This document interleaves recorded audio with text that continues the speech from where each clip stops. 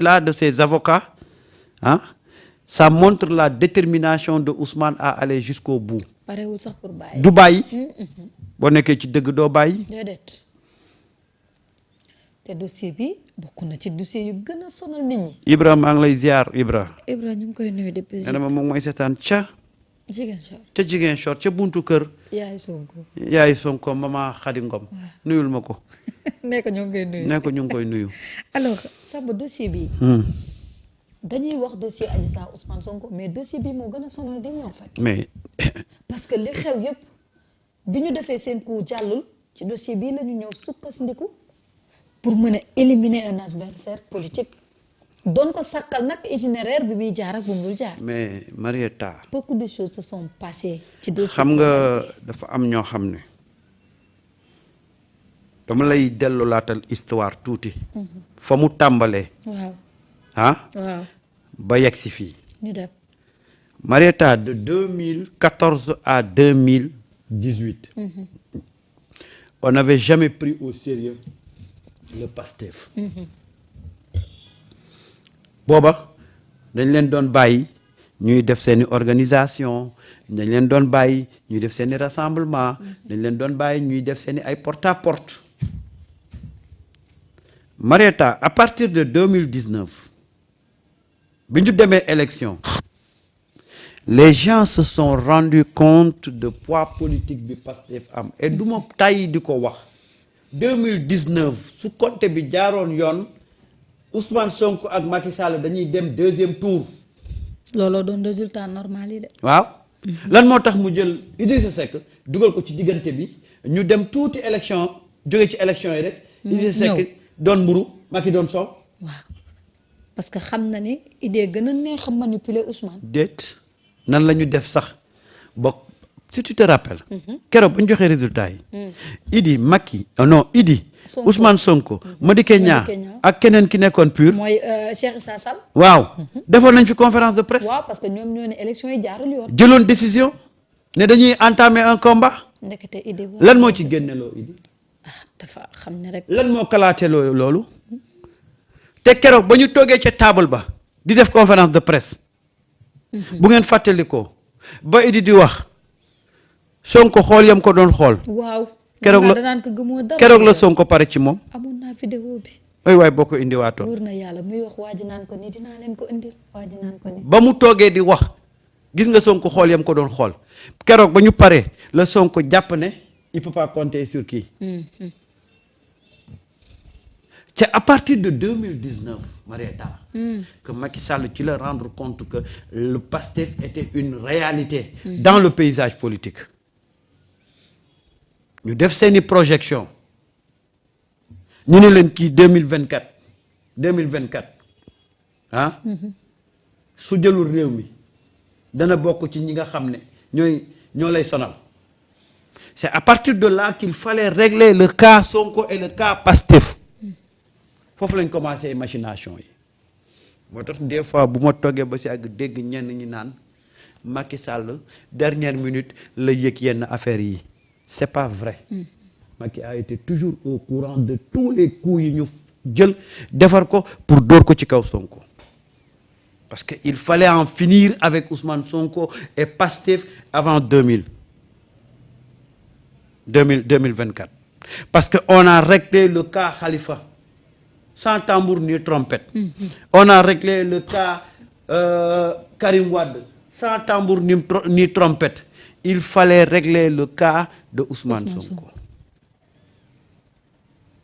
Ñu commencé mais Ousmane Sonko. en fin stratège a vu et a compris que ba ñuy faagaagal Khalifa Sall on a activé 2 leviers. D'accord. La justice et les médias. bi ñuy créer Karim Wade on s'est basé sur 2 leviers. pour l'évacuer l'amener à l'abattoir c'était la justice et la presse. Ousmane Sonko jóg ne balaay ñaari machines yi di ma broyer. ma broyer leen ci la jógee pour la première fois pour un homme politique. attaqué leen. nga attaqué levier yi nga xam ne moom la homme politique yi mos a moytu. muy la presse et la justice jiitu leen ci askan wi. wan seen vrai visage. voilà Ousmane ba mu njëkkee def sortie attaquer justice bi keroog damaa tiit. bëri nga ci morom de. ma ne mais ce gars-là il est courageux hein? Et pourtant ce qu'il dit c'est vrai mais ban courage moo ko may mu attaquer ñaari leviers yi nga xam ne c'était les leviers les plus puissants pour un homme politique qui aspire à diriger ce pays-là. Ousmane attaquer ñaari leviers yooyu laata ñuy organiser seeni coup pour attaquer ko fekk Ousmane mettre na à nu la waroon ñëw c'est un homme d'anticipation. Ousmane il anticipe xam nga Ousmane. fi mu wuteeg gars yi. mooy. il anticipe Ousmane anticipe et day def action day anticiper actionner balaa ngay yegg ci li nga war a def fekk moom def na ko ba romb la boo defee du am effet bi ngay wut ci moom. ndax jiitu na la ca la nga bëggoon def. On a créé le cas Adji Sarr. Dóor envoyé naa la vidéo ba mu toogee woon ak Idrissa Seck histoire dañ koy rappeler. waaw kenn du ko fàtte. ngeen Dóor dugalal ma vidéo boobu ngeen bàyyi xel na ko Ousmane doon xoolee. xam nga Ousmane nag c'est un homme entier. waaw ba pare booy tappale da koy. waaw moom bu la sentirul la. bu ko mënta wax ci xoolin wi la. na ngeen xool ni mu koy xoolee fii des fois mu am kersay wax la ko. waaw mais ci doxalinam. di nga xam ni kii gëmul sama. mu ngoog gis nga ba ñu jógee ci élection 2019 yooyu. Ousmane a compris beaucoup de choses. Il a compris beaucoup de choses que c'était l'homme à abattre. Il fallait l'abattre, il fallait dissoudre son parti. Schéma boobu dañ ko tëgg au lendemain des élections de 2019. Il fallait coûte que coûte atteindre cet objectif-là. Comment l'atteindre? C'était ça la grande question. ñu gis ne Ousmane li ko nit ñi bëggee mooy jikkoom. parce que référence la woon ci en termes de valeur morale. léegi ñu ne kii buñ ko bëggee daaneel nan lañ koy daaneelee. ñu ne léegi li nga xam ne moo mën a yàq nit ci nu mu gën a gaawee. mooy nañ ko attaqué ci mërs. rek ñu dugg fa. gis nga. vidéo baa ngi nii de. waaw. xoolu ko de dafa tourné. non dégg lu ma la wax. Ousmane nag dafa say jukk. waaw. xoolu day idri xool doo ko xool xam ne saa waay li muy wax gëmu ci dara. xoolal mu ngi ne yegg mu xoolal mu ngi ne tekki tekkaaral di ko xool xoolal instant bii mu koy gis nga fa mu xool yi gis nga fa mu yóbbu kanam nga. gis nga nu mu tourné. waaw gis nga fii nii mu ngi koy xool yi bëti xoolal ku ko mere. Il faut savoir lire le comportement de Ousmane. C'est quelqu'un qui est tellement entier, tellement véridique. Ousmane du layami. déedéet. xoolal gis nga ko xool ko. moo tax kuy tappale doo mën a yàq moom de. léegi nag Pastef était venu avec des valeurs morales. Ousmane incarné benn valeur morale bu ñu xamutoon ci homme politique. Maintenant pour l'attaquer il fallait toucher lii composé nitu diine lii composé nit koo xam ne dañ koy wax ne moom référence la. Il fallait l'attaquer. C'est pourquoi on est allé convoquer une histoire de mœurs pour teg ko ci kawam. Voilà ce qui a entraîné l'affaire Adji Sarr. Il fallait taxal ko. te limal dara. parce que jàppoon nañ ne bu ñu ne Ousmane tudd ko ci xale bu jigéen rek. ñi ko jàppoon yëpp dañ koy bàyyi.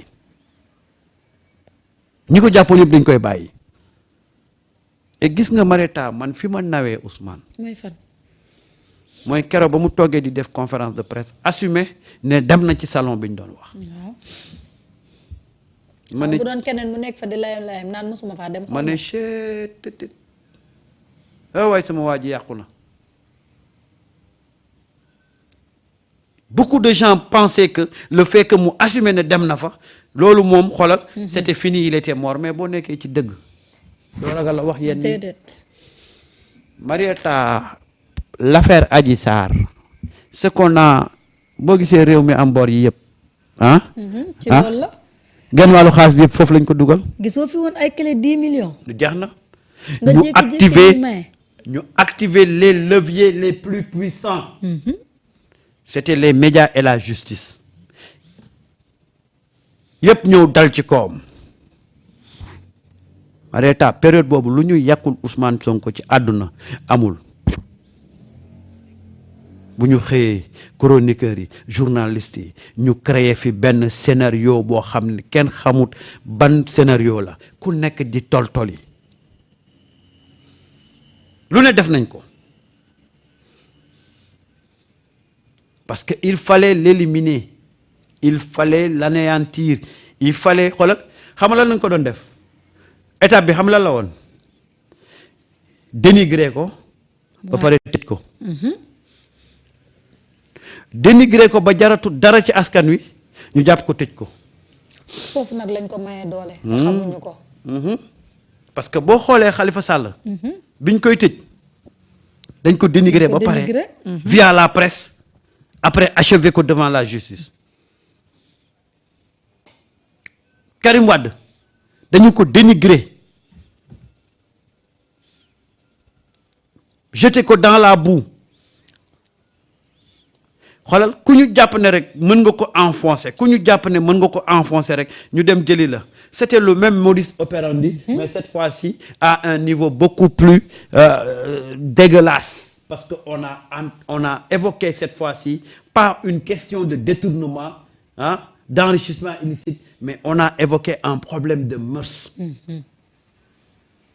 Karim bi ñu koy tëj le premier rapport bi ñu génnee ci Karim dañ ne Karim actionnaire la aéroport Malabo. ñu ne Karim am na ay société aéroport bii ay HSH xaw ma xeetu H yooyu ñu doon dajale ñu ne Karim déparé na fekk avion rempli de billets ñu toog a toog ba affaire bi commencé ñu dem wuuti benn waay bu ñu doon wax Albouri Ndaw c'est lui qui avait sorti le fameux compte de Singapour pour 45 milliards waaja ba mu waxee la muy wax ba ñetti doomu penda naar yi mooy journaux yooyu nga xam ne ils étaient chargés de brûler Karim ñoo xëyandoo titré ko parce que dafa am fii ay médias yoo xam ne à chaque fois que Macky voulait tuer un adversaire politique ñooñu ñoo ko doon servir de bras armé moo tax tey la neex rek on nous parle d'éthique et de déontologie. waaye musta am ci réew.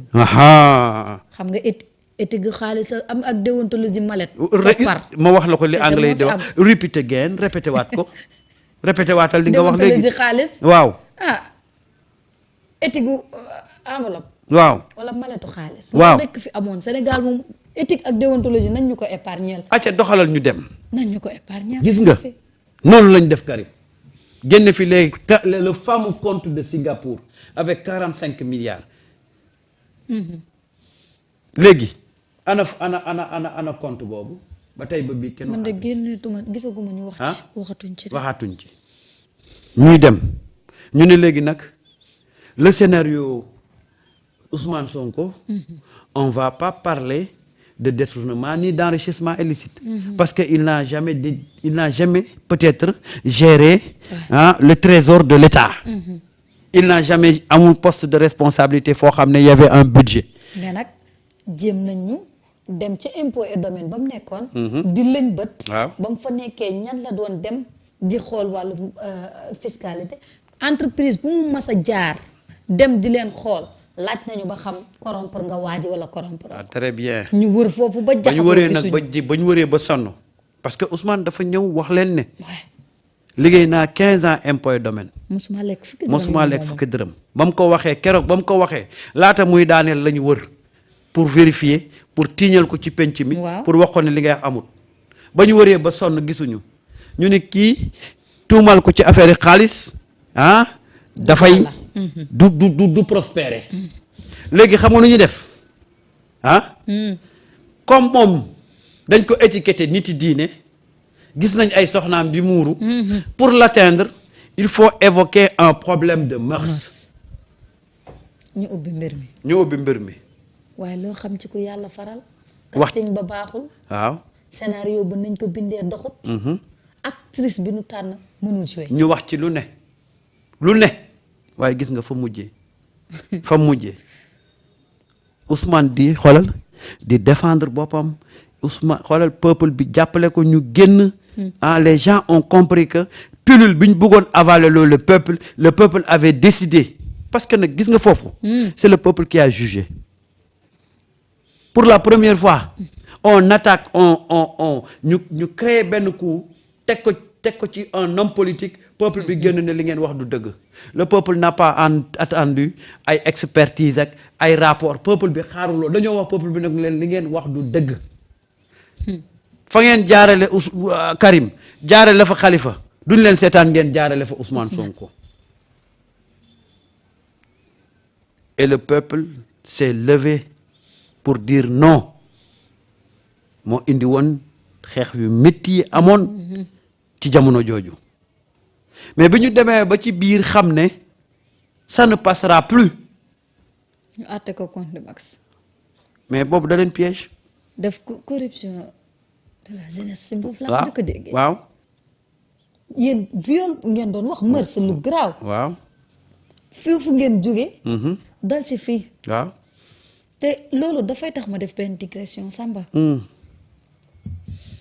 Sénégal tolloon na foo xamante ni ci loolu ngay wax mbirum mars bi. ab médecin def rapport médical am. waaw. ni kii li ngeen di wax yépp amul. ñu ni ko di nga changer li nga waxoon. foofu laa gisee ñu remettre en cause un rapport médical. voilà. te en général ku ñu fi jiiñ affaire yooyu. soo indee sa rapport médical ñu ne sur la base de ce rapport médical là dañ lay condamner.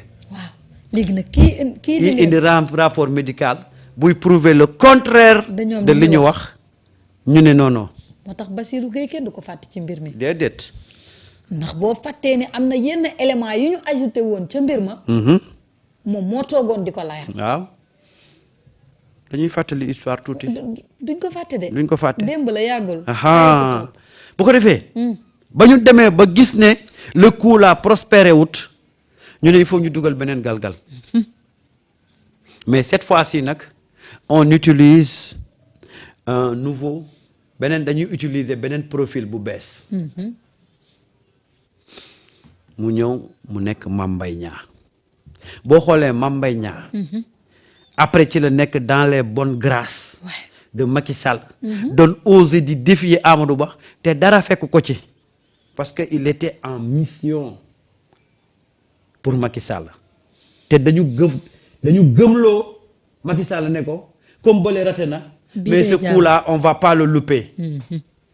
temps gisoon ngeen Mame Mbaye Niang muy def il était dans ses grands chevaux. nekk un homme puissant. waaw nekk un homme puissant parce que la Macky buggu moom moo ko waroon defal mooy achever Ousmane Sonko comme bële doxut. il fallait nag jël bii daal di koy nag xoolal jaaree fa dissoudre le Pastef et dissoudre et condamner Ousmane Sonko mu inéligible. C'était ça le deuxième coup.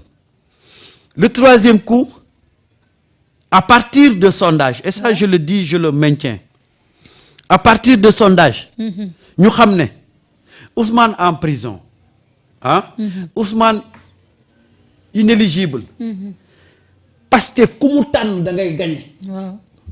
Ils ont essayé tous les schémas. Pastef am un candidat Pastef de pur militant dañuy gagner.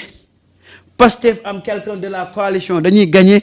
Pastef dem jàppale ji beneen coalition dañuy gagner. Il fallait maintenant penser comment dissoudre Pastef. Comment l'éliminer définitivement ci paysage politique bi. moo indi woon ñu tas parti bi. moo indi woon mais il fallait trouver un prétexte. Le prétexte c'était l'incendie du bus. waaw ñu qualifié ko d'acte de terroriste daal di jël parti bi qualifié ko un parti de terroriste les dés sont jetés il fallait en profiter pour éliminer le Pastef. rek Antoine génnee communiqué. rek ñu génne communiqué dissoudre Pastef keroog ba communiqué ba génne keroog lañ dem siège Pastef di xëcc bâche bi. wallaay lépp fii la xewee de. dañuy fàttali histoire. gars yi commencé ñu jox leen benn langage bu bees benn jargon bu bees ex-Pastef ñu koy forcer nit ñi ci plateau yi ex-Pastef gars yi di ko ndamoo te dama koy rappeler tout le temps di ko rappeler waat invité nañ ma fenn journaliste bi di insister ne damaa war a wax ex-Pastef ma ne ko du ma wax ex-Pastef ndax yéen Pastef tur da ngeen ko bind jàppee ko mbind man dama ko jàppee philosophie ak idéologie. ñi tuddee seen bopp Pastef tant que pas-pas gi mu ngi ci ñoom Pastef laa leen di woowee bés bu ma gisatulee Pastef ci pas-pas boobu ci ñoom mun naa leen wax ex-Pastef du ma ko fàtte mukk. wallaay démb la yàggoon. waa ji ne ma mais dissoudre nañ parti bi ma ne ko sur les papiers mais li ngeen fàtte mooy le parti n'est pas sur les papiers.